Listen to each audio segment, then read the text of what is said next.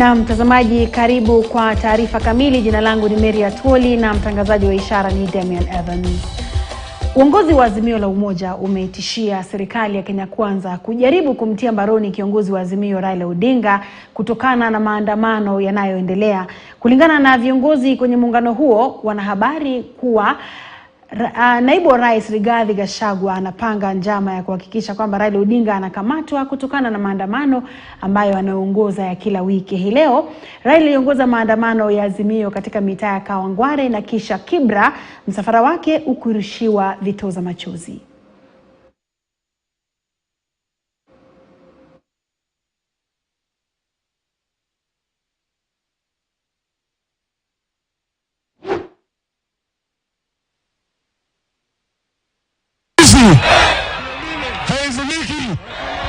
Haizuliki mtu nine itafika hii sasa. Hello wale waoga leo wametuma majambazi katika shamba ya Uhuru Kenyatta kule Maguu.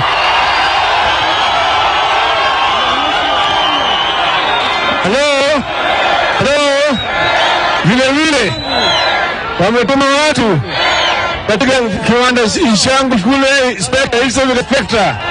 Sasa hiyo ni kitendo cha jambazi na ujinga, upumbavu. Si upumbavu hiyo?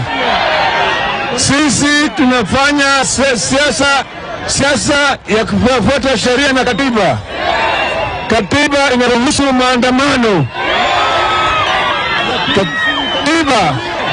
Katiba inaruhusu wa Kenya kukutana, kutembea, kuleta kumbukumbu, fanya maandamano kwa njia ya amani. Sawa. Wale wanapenda kuvamia shamba mengine na viwanda, wale unaoga wanarachagwa, wanagacheka alisema mau. Hello. Lakini sisi kama Wanazimio tumesimama mara. Naona Martha Karua iko pale. Tunaona James Orengo iko pale. Naona Wajakoya iko pale. Sifuna iko pale. Atendi Utiende Babu yuko pale. Kioni yuko pale. Naona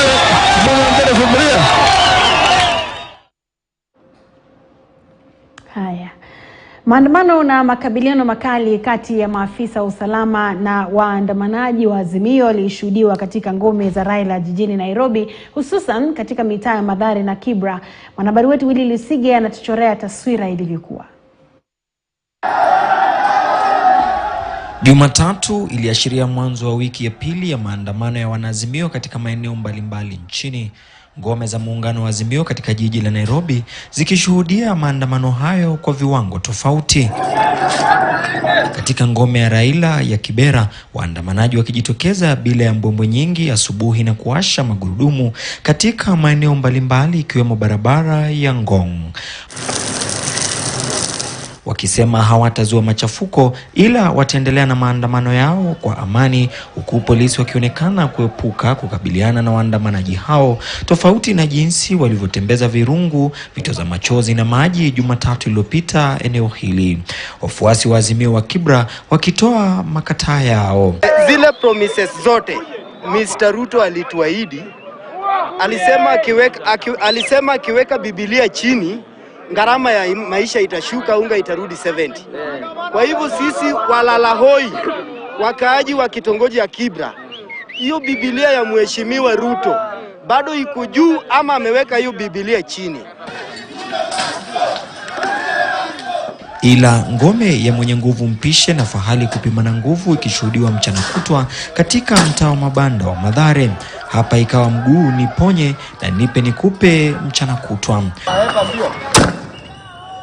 polisi wakimenyana na waandamanaji walioonekana kutafuta njia za kufika katikati ya jiji, huku wakiwarushia polisi mawe na polisi wakijibu mashambulizi.